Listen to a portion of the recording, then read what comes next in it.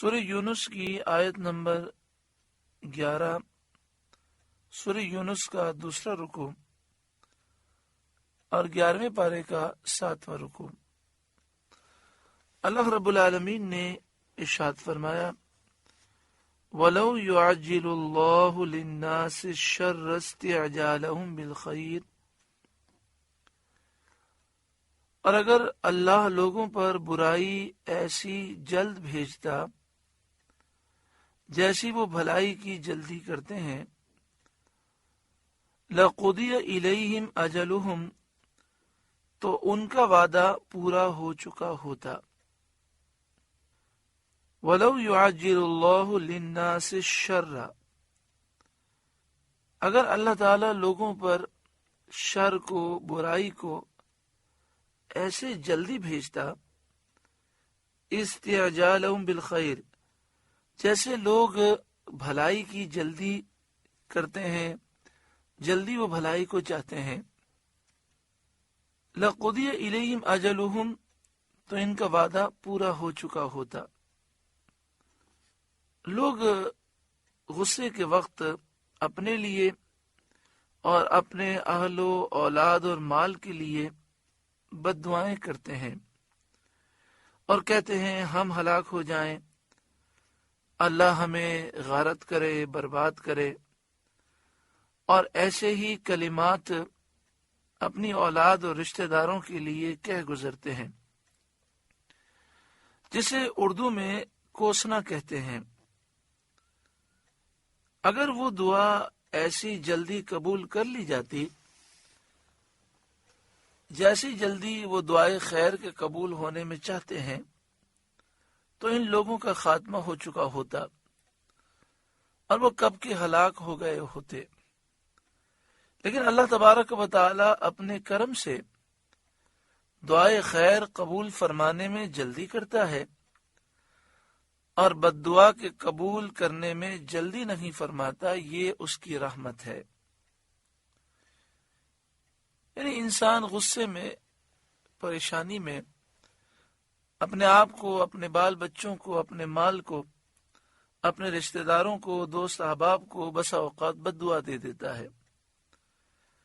اگر اللہ تعالیٰ فوراً وہ بد دعا قبول فرما لے تو سب کا خاتمہ ہو جائے، لیکن اللہ تعالیٰ کرم فرماتا ہے اور رب العالمین دعائے خیر کو جلدی قبول فرماتا ہے اور بد دعا کو جلدی قبول نہیں فرماتا۔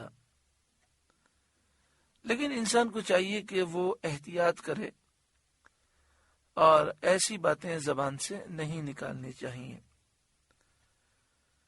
یہ مرض مردوں میں بھی ہے، عورتوں میں بھی ہے۔ جب انسان بہت زیادہ پریشان ہوتا ہے تو وہ اپنے آپ کو، اپنے بال بچوں کو کوستا ہے۔ خاص طور پر عورتوں میں یہ مرض بہت زیادہ ہے۔ بسا اوقات وہ روزانہ ہی بعض خواتین ایسی ہیں جو اپنی اولاد کو بد دعائیں دیتی ہیں، لیکن وہ دل سے نہیں دیتی، صرف غصے میں آ کر زبان سے کہہ دیتی ہیں۔ لیکن کبھی کبھی قبولیت کے لمحات بھی ہوتے ہیں، لہذا احتیاط کرنی چاہیے۔ اللہ تعالی ہم سب کو ایسے معاملات میں صبر کرنے کی توفیق عطا فرمائے اور اپنی زبان قابو میں رکھنے کی توفیق عطا فرمائے۔ اس آیت کریمہ کا شان نزول یہ ہے کہ نضر بن حارث نے کہا تھا، یہ ایک کافر تھا، اس نے کہا تھا کہ یا رب، یہ دین اسلام اگر تیرے نزدیک سچا ہے تو ہمارے اوپر آسمان سے پتھر برسا۔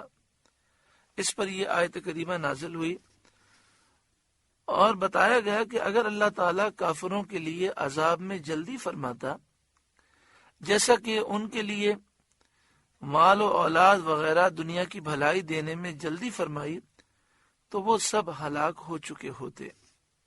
فَنَظَرُ الَّذِينَ لَا يَرْجُونَ لِقَاءَنَا فِي طُغْيَانِهِمْ يَعْمَهُونَ، تو ہم چھوڑتے ہیں انہیں جو ہم سے ملنے کی امید نہیں رکھتے کہ اپنی سرکشی میں بھٹکتے رہیں۔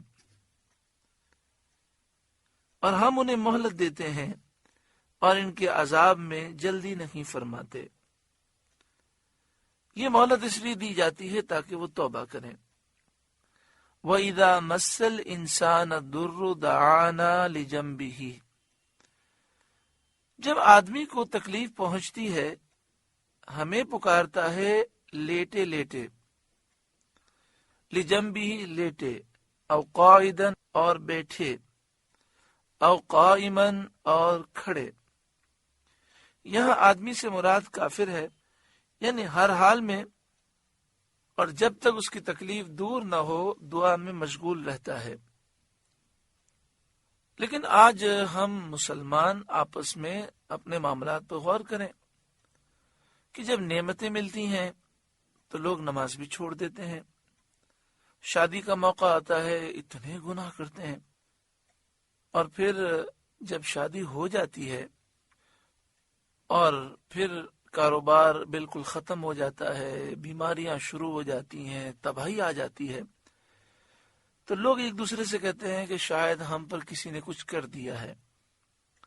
حالانکہ سوچتے نہیں ہیں کہ شادی کے موقع پر ہم نے اتنے گناہ کیے ہیں، اور صرف خود نہیں کیے بلکہ لوگوں کو گناہ کی دعوت دی، سب لوگوں کو جمع کر کے گناہ کیا ہے. تو ان گناہوں کی نحوستیں آئی ہیں جس سے کاروبار تباہ ہو گیا، صحت تباہ ہو گئی، سکون برباد ہو گیا. اور پھر بھی وقت ہوتا ہے کہ انسان اللہ تعالیٰ کی بارگاہ میں سچی پکی توبہ کرے. لیکن جب انسان گناہ کو گناہ ہی نہ سمجھے تو کیسے توبہ کرے؟ تو خوشی کے موقع پر آج مسلمان گناہ کرتا ہے، اور جب تکلیف آتی ہے تو لیٹے لیٹے، بیٹھے بیٹھے، کھڑے کھڑے خوب اللہ کو یاد کرتا ہے. یہاں کافر کی مثال بیان کی گئی کہ جب آدمی کو تکلیف پہنچتی ہے ہمیں پکارتا ہے لیٹے اور بیٹھے اور کھڑے. فَلَمَّا كَشَفْنَا عَنْهُ ضُرَّهُ، پھر جب ہم اس کی تکلیف دور کر دیتے ہیں، مَرَّ كَأَن لَّمْ يَدْعُنَا إِلَىٰ ضُرٍّ مَّسَّهُ، چل دیتا ہے گویا کبھی کسی تکلیف کے پہنچنے پر ہمیں پکارا ہی نہ تھا.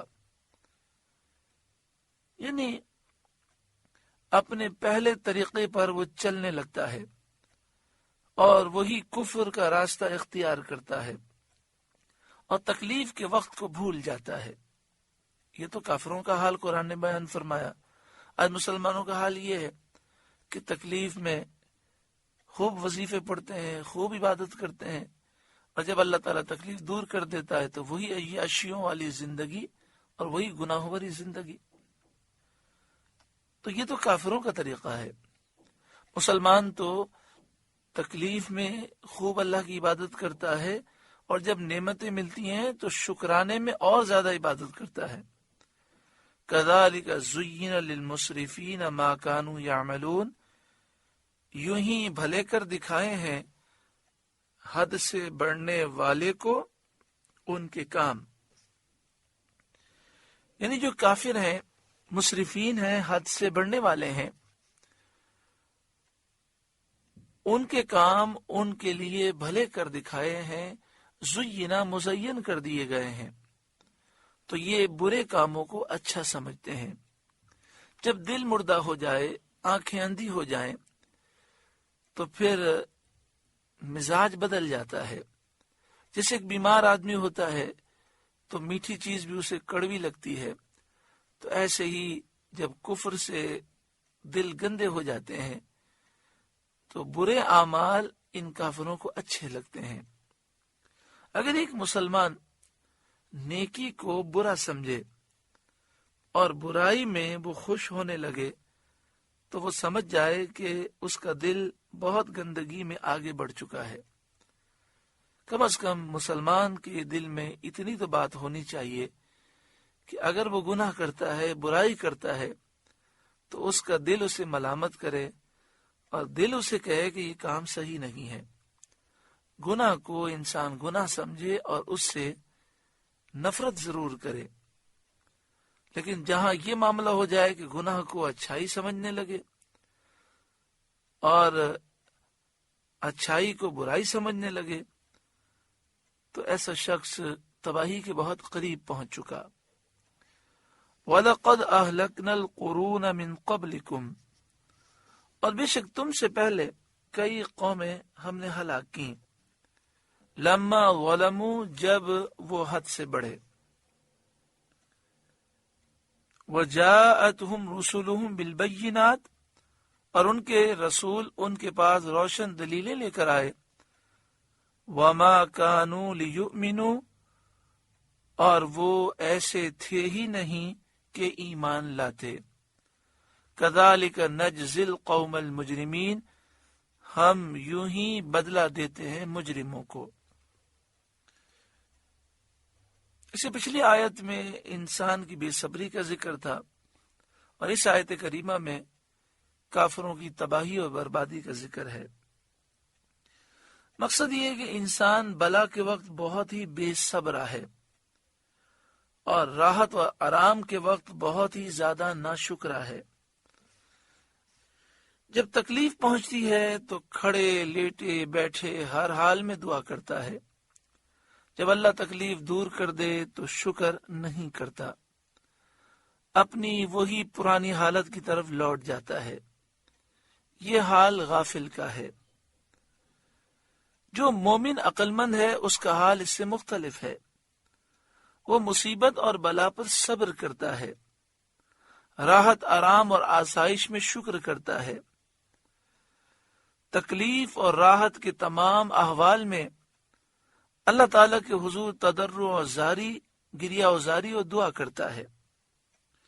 ایک مقام اس سے بھی اعلیٰ ہے جو مومنوں میں بھی مخصوص بندوں کو حاصل ہے، کہ جب کوئی مصیبت و بلا آتی ہے اس پر صبر کرتے ہیں اور اللہ کی تقدیر پر دل سے راضی رہتے ہیں، اور تمام احوال میں وہ شکر کرتے ہیں۔ یہاں پہ فرمایا گیا کہ تم سے پہلے کئی قومیں ہم نے ہلاک کی، جو کفر میں مبتلا رہے، لما ظلموا، جب وہ حد سے بڑھے، کفر پر وہ قائم رہے، وجاءتهم رسلهم بالبينات، اور ان کے رسول ان کے پاس روشن دلیلیں لے کر آئے، جو رسولوں کے سچے ہونے کی واضح دلیلیں تھیں، لیکن انہوں نے نہ مانا اور رسولوں اور انبیاء کی تصدیق نہ کی۔ وما كانوا ليؤمنوا، اور وہ ایسے تھے ہی نہیں کہ ایمان لاتے، یعنی ان کے دل مردہ تھے۔ كذلك نجزي القوم المجرمين، ہم یوں ہی مجرموں کو بدلہ دیتے ہیں۔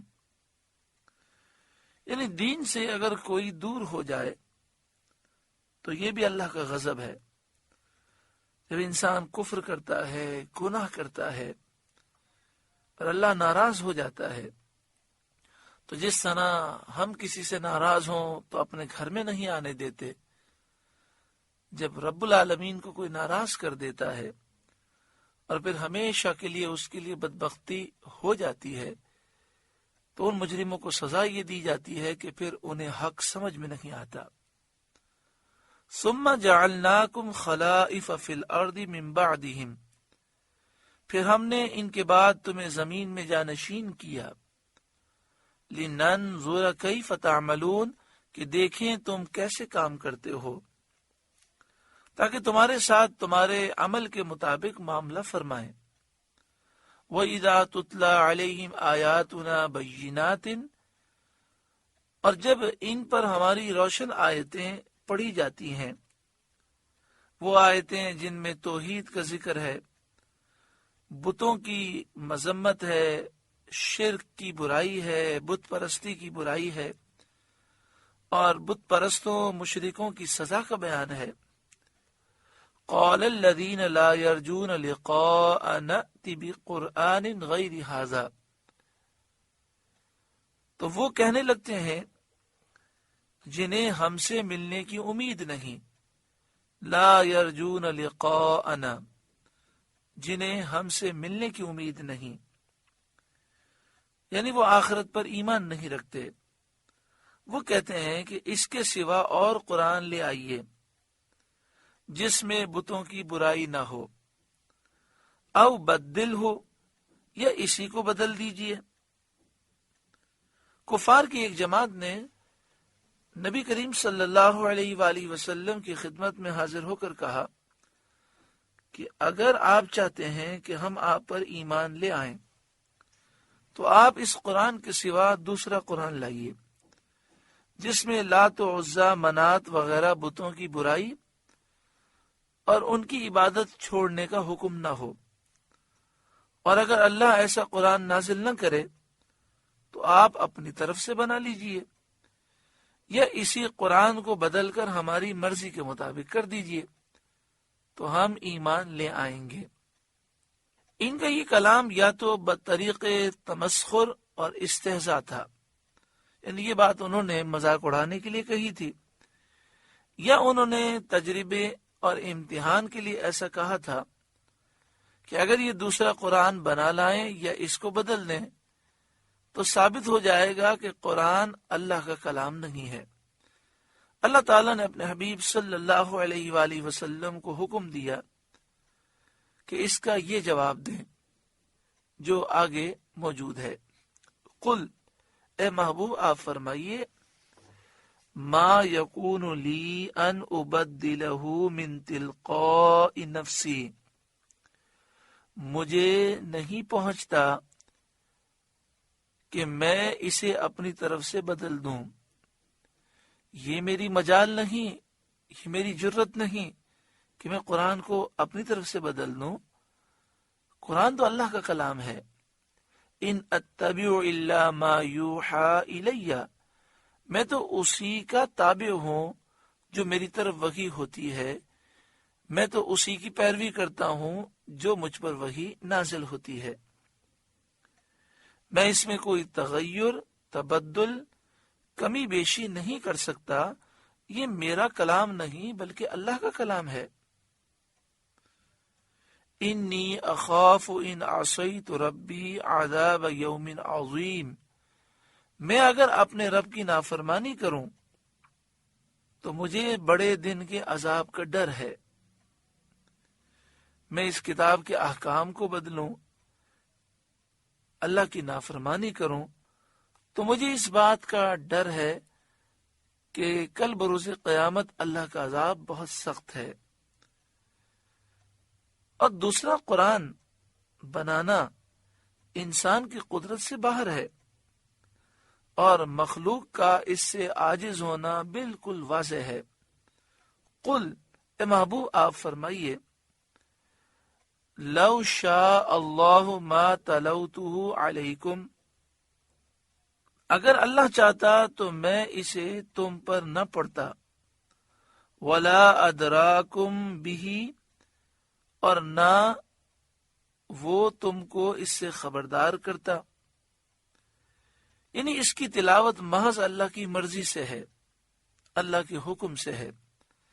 فقد لبثت فیکم عمرا من قبل، تو میں اس سے پہلے تم میں اپنی ایک عمر گزار چکا ہوں، اور 40 سال تم میں رہا ہوں۔ اس زمانے میں تمہارے پاس کچھ نہ لایا، اور میں نے تمہیں کچھ نہیں سنایا۔ تم نے میرے احوال کا خوب مشاہدہ کیا ہے، میں نے کسی سے ایک حرف نہیں پڑھا، کسی کتاب کا مطالعہ نہیں کیا۔ اس کے بعد یہ عظیم کتاب لایا ہوں جس کے سامنے ہر ایک کلام فصیح پست اور بے حقیقت ہو گیا۔ اس کتاب میں نفیس علوم ہیں، اصول اور فروع کا بیان ہے، احکام اور آداب ہیں، مکارم اخلاق کی تعلیم ہے، غیبی خبریں ہیں۔ اس کی فصاحت و بلاغت نے ملک بھر کے فصحاء اور بلغاء کو عاجز کر دیا ہے۔ ہر عقل سلیم والا اس بات کو جانتا ہے کہ یہ اللہ کا کلام ہے۔ ہر صاحب عقل سلیم کے لیے یہ بات سورج سے زیادہ روشن ہے کہ یہ بغیر وحی الہی کے ممکن ہی نہیں ہے۔ افلا تعقلون، تو کیا تمہیں عقل نہیں کہ اتنا سمجھ سکو کہ یہ قرآن اللہ کی طرف سے ہے، مخلوق کی قدرت میں نہیں ہے کہ وہ اس کا مثل بنا سکے۔ فمن اظلم ممن افترى علی اللہ کذبا، اور اس سے بڑھ کر ظالم کون جو اللہ پر جھوٹ باندھے، اس کے لیے شریک بتائے اور یہ کہے کہ اللہ وحدہ لا شریک کے علاوہ کوئی اور خدا ہے، الہ معبود ہے۔ او کذب بآیاتی، یا اس کی آیتیں جھٹلائے، یعنی کائنات کا سب سے بڑا ظالم وہ ہے جو اللہ پر جھوٹ باندھے اور اس کی آیتیں وہ جھٹلائے۔ انہ لا یفلح المجرمون، بے شک مجرموں کا بھلا نہ ہوگا، بے شک مجرم کبھی کامیاب نہ ہوں گے۔ وَيَعْبُدُونَ مِن دُونِ اللَّهِ مَا لَا يَضُرُّهُمْ، اور اللہ کے سوا ایسی چیز کو پوجتے ہیں، یعنی بتوں کو پوجتے ہیں، لا يَضُرُّهُمْ وَلَا يَنْفَعُهُمْ، نہ انہیں کچھ نقصان دے سکے اور نہ انہیں کوئی نفع دے سکے۔ ما لا يَضُرُّهُمْ، ایسی چیز کو پوجتے ہیں جو انہیں نقصان نہیں دے سکتی، ولا ينفعهم، اور نہ ہی نفع دے سکتی ہے۔ وَيَقُولُونَ هَؤُلَاءِ شُفَعَاؤُنَا عِندَ اللَّهِ، اور کہتے ہیں کہ یہ اللہ کے یہاں ہمارے سفارشی ہیں، یعنی دنیاوی امور میں یہ اللہ کے حضور ہماری سفارش کرتے ہیں، کیونکہ یہ تو آخرت کو مانتے ہی نہیں تھے اور مرنے کے بعد اٹھنے کا تو ان کا عقیدہ ہی نہیں تھا۔ قل، اے محبوب آپ فرمائیے، اتنبئون اللہ بما لا يعلم فی السماوات ولا فی الارض، کہ اللہ کو وہ بات بتاتے ہو جو اس کے علم میں نہ آسمانوں میں ہے نہ زمین میں، یعنی اس کا وجود ہی نہیں، کیونکہ جو چیز موجود ہے وہ ضرور علم الہی میں ہے۔ سبحانہ وتعالی عما یشرکون، اسے پاکی اور برتری ہے ان کے شرک سے، یعنی یہ بتوں کو اللہ کا شریک کہتے ہیں، خدا کہتے ہیں، بالکل جھوٹی بات ہے اور باطل بات ہے۔ وما کان الناس الا امۃ واحدہ، اور لوگ ایک ہی امت تھے، فاختلفوا، پھر مختلف ہو گئے۔ یہاں پہ فرمایا گیا کہ لوگ پہلے ایک ہی امت تھے، اس سے کیا مراد ہے؟ تو فرمایا ایک امت سے مراد یہ ہے کہ سب دین اسلام پر تھے۔ حضرت آدم علیہ السلام نے اپنی اولاد کو دین اسلام کا درس دیا۔ زمانہ حضرت آدم علیہ السلام میں قابیل کے حابیل کو قتل کرنے کے وقت تک حضرت آدم علیہ السلام اور ان کی اولاد ایک ہی دین پر تھے۔ اس کے بعد ان میں اختلاف ہوا، جب قابیل نے حابیل کو قتل کر دیا، شہید کر دیا، تو اس کے بعد قابیل گمراہ ہوا اور یہ آگ کی پوجا کرنے لگا۔ اس سے پہلے سب دین اسلام ہی پر تھے۔ اسی طرح حضرت نوح علیہ السلام تک ایک قول یہ ہے کہ جو فرمایا کہ سب ایک ہی دین پر تھے، تو بعض نے کہا کہ زمانہ نوح علیہ السلام تک ایک دین پر رہے، پھر اختلاف ہوا، یعنی حضرت آدم علیہ السلام سے قابیل تک سب ایک دین پر تھے۔ قابیل آگ کا پجاری ہوا، پھر آہستہ آہستہ اس نے شیطان کے بہکاوے میں آ کر گمراہی کا کام کیا۔ جب حضرت نوح علیہ السلام کا زمانہ آیا تو اس سے پہلے لوگ گمراہی کی طرف آنے لگے اور پھر دنیا کی اکثریت بت پرستی میں مبتلا ہو گئی، تو حضرت نوح علیہ السلام مبعوث فرمائے گئے۔ حضرت نوح علیہ السلام نے 950 برس آپ نے تبلیغ فرمائی، پھر طوفان نوح آیا اور سارے کافر ہلاک کر دیے گئے، کشتی میں جو مومنین سوار تھے وہی بچے۔ تو حضرت نوح علیہ السلام کے کشتی سے اترنے کے وقت سب لوگ ایک دین اسلام پر تھے، یعنی وہ 72 یا 78 افراد جو کشتی سے اترے وہ دین اسلام پر تھے۔ اور پھر حضرت نوح علیہ السلام کے جو ان افراد میں 3 بیٹے تھے ان سے اولاد کا سلسلہ ہوا، وہ ایک دین پر تھے اور پھر ان میں اختلاف پیدا ہوا۔ ایک قول یہ ہے کہ حضرت ابراہیم علیہ السلام کے عہد سے سب لوگ ایک دین پر تھے، یعنی حضرت ابراہیم علیہ السلام کے دور مبارک میں جو لوگ کافر تھے وہ ہلاک کر دیے گئے، پھر مومنین تھے اور وہ ایک ہی دین پر تھے، یہاں تک کہ عمر بن لحی نے دین کو متغیر کیا۔ ایک قول یہ ہے کہ لوگ ایک دین پر تھے، اس سے مراد ہے کہ کفر پر تھے، پھر اللہ تعالی نے انبیاء کو بھیجا، بعض ان میں سے ایمان لائے اور بعض ایمان نہ لائے۔ بعض علماء نے کہا کہ یہ معنی ہے کہ لوگ اول خلقت میں فطرت سلیمہ پر تھے، پھر ان میں اختلافات ہوئے۔ حدیث شریف میں ہے کہ ہر بچہ فطرت پر پیدا ہوتا ہے، پھر اس کے ماں باپ اس کو یہودی بناتے ہیں یا نصرانی بناتے ہیں یا مجوسی بناتے ہیں، اور حدیث میں فطرت سے مراد فطرت اسلام مراد ہے۔ ان تمام اقوال میں کوئی اختلاف نہیں۔ ان تمام اقوال کا خلاصہ یہ ہے کہ اللہ تعالی نے ہر ایک کو اسلام کی فطرت پر پیدا کیا، کسی نے اپنے بچے کو یہودی بنایا، کسی نے عیسائی بنایا اور گمراہیت کی طرف وہ لے گئے۔ اسی طرح حضرت نوح علیہ السلام کے زمانے میں سارے کافر ہلاک ہو گئے، پھر مومنین تھے اور کافی عرصے تک مومنین ایک دین پر رہے۔ حضرت ابراہیم علیہ السلام کے زمانے میں عرب میں جو کافر تھے وہ ہلاک ہوئے، اور پھر عرب کے لوگ حضرت ابراہیم علیہ السلام کے دین پر تھے، یہاں تک کہ عمر نامی شخص نے ان کے دین کو متغیر کیا۔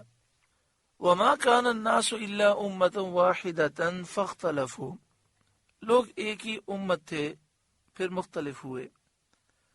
وَلَوْلَا كَلِمَةٌ سَبَقَتْ مِن رَبِّكَ لَقُضِيَ بَيْنَهُمْ فِيمَا فِيهِ يَخْتَلِفُونَ، اگر تیرے رب کی طرف سے ایک بات پہلے نہ ہو چکی ہوتی تو یہی ان کے اختلافوں کا ان پر فیصلہ ہو گیا ہوتا۔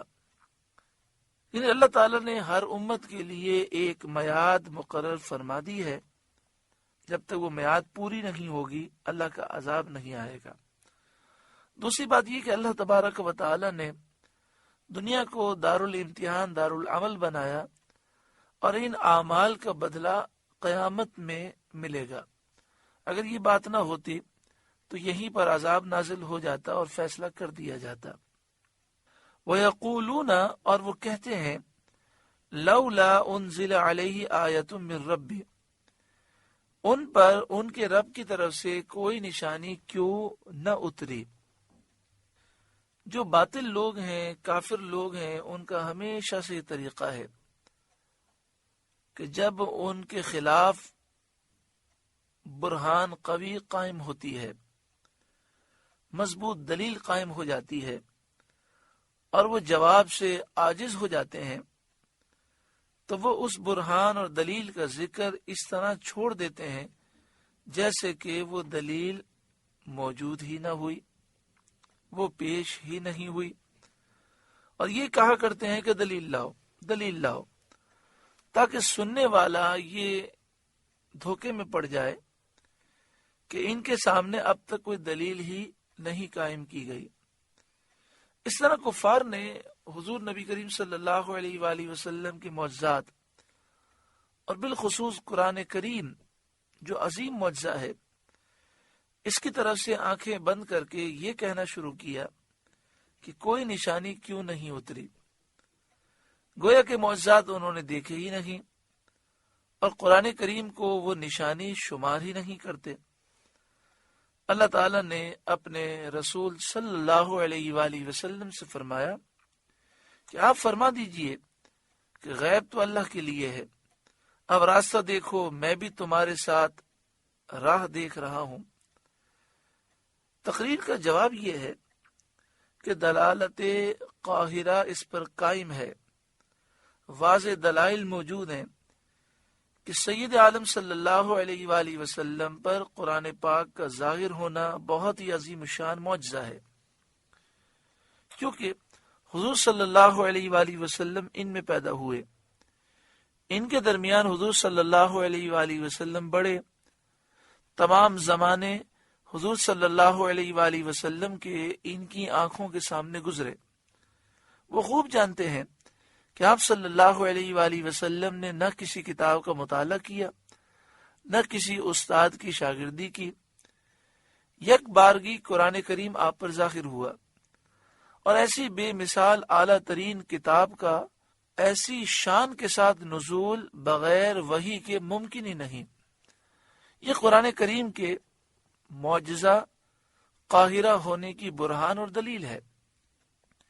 جب ایسی مضبوط برہان اور دلیل قائم ہے تو نبوت کو ثابت کرنے کے لیے کسی دوسری نشانی کا طلب کرنا قطعاً غیر ضروری ہے۔ ایسی حالت میں اس نشانی کا نازل کرنا نہ کرنا اللہ تعالیٰ کی مشیت پر ہے، چاہے کرے چاہے نہ کرے۔ تو یہ امر غیب ہوا، اور اس کے لیے انتظار لازم آیا کہ اللہ کیا کرتا ہے۔ لیکن وہ یہ غیر ضروری نشانی جو کفار نے طلب کی ہے، نازل فرمائے یا نہ فرمائے، نبوت ثابت ہو چکی ہے، اور رسالت کا ثبوت کئی معجزات سے کمال کو پہنچ چکا ہے۔ اس لیے فرمایا فقل، اے محبوب آپ فرما دیجئے، انما الغیب للہ فانتظروا، غیب تو اللہ کے لیے ہے، اب راستہ دیکھو۔ انی معکم من المنتظرین، میں بھی تمہارے ساتھ راستہ دیکھ رہا ہوں۔